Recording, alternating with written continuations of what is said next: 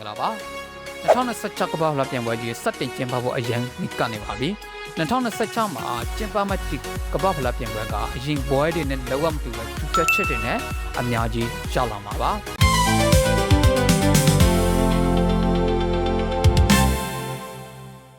ဒီနေ့ဗီဒီယိုမှာတော့2026ကမ္ဘာ့ဖလားနဲ့ပတ်သက်ပြီးတော့သမိုင်းဝင်ထူးခြားချက်အကြောင်းကိုတင်ဆက်ပေးသွားမှာပဲဖြစ်ပါတယ်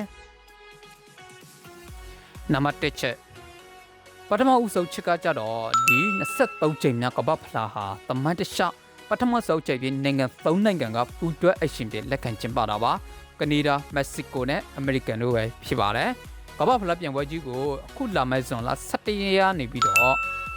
ဇူလိုင်လ19ရက်နေ့ထိကျင်းပမှာပဲဖြစ်ပါတယ်ဒီ3နိုင်ငံကတော့အရှင်ဖြစ်တဲ့အတွက်ချစ်ဆက်ပွဲလုံးဝကစားစရာမလိုပဲကမ္ဘာ့ဖလားပြိုင်ပွဲကိုတရက်ဝင်ခွင့်ရထားတဲ့ကမ္ဘာပထမအစုပ်အသိန်း3သိန်းပဲဖြစ်ပါတယ်ဒုတိယချက်ကကြတော့ပရိသတ်တွေအပျော်ဆုံးဖြစ်မှာပါအရင်ကကမ္ဘာ့ဖလား32ကမ္ဘာ့ဖလားမှာ32သိန်းတောင်ပါဝင်ခွင့်ရပေမဲ့အခု2026မှာတော့48သိန်းထိပါဝင်ရှင်ပြိုင်ခွင့်ရကြမှာပဲဖြစ်ပါတယ်ဒါဟာသမိုင်းမှာ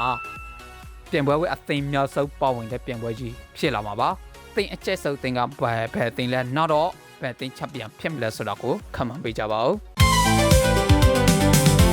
တတိယချက်ကကြတော့နည်းနည်းဝမ်းနည်းဖို့ကောင်းပါလေအခုတင်ပွဲကကမ္ဘာအကောင်ဆုံးကစားသမားတွေဖြစ်တဲ့လီယိုနယ်မက်ဆီနဲ့ခရစ္စတီယာနိုရိုနယ်ဒိုတို့ရဲ့နောက်ဆက်ကမ္ဘာဖလားပြိုင်ပွဲဖြစ်လာနိုင်တာပါကုန်းနီယာရဲ့နောက်ဆုံးရှင်ပြိုင်မှုကိုမြင်တွေ့ရမယ့်ပြိုင်ပွဲမို့လို့ဘောလုံးဝတနာရှင်တွေတွေ့တော့လောကလင်မလော့တဲ့သမိုင်းဝင်ဖြစ်စဉ်တွေလာမှာအသေးချာမှာပဲဖြစ်ပါတယ်နံပါတ်4ချင်းနေတာကြတော့ကမ္ဘာဖလားရဲ့ပင်မလို့တင်စားရမှရှော့ပြတာပါ16နှစ်ကြာမှာရှော့ကီလာဟာကမ္ဘာဖလားသိန်းဆောင်ကိုပြန်လည်တည်ဆူခဲ့ပါတယ်2010ကလိုမျိုးတကမ္ဘာလောက်ကိုလက်ခတ်စေမဲ့တချစ်တက်ကိုသူမကနေပြီးတော့ပြန်လည်တည်ဆူပြီးတော့မှာပဲဖြစ်ပါတယ်နောက်ဆုံးချစ်ကြတော့မက္ကဆီကိုနိုင်ငံရဲ့စံချိန်ပါမက္ကဆီကိုနိုင်ငံဟာ1980နဲ့1986မှာအရှင်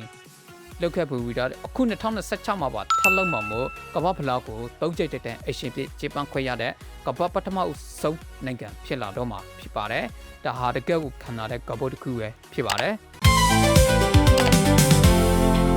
ကဲအားလုံးပဲဒီချစ်တွေကဘယ်အချစ်ကတင့်ကိုရင်ခုန်စေလဲ2026မှာဘယ်သိန်းပို့စမ်းမလဲဆိုတော့ကို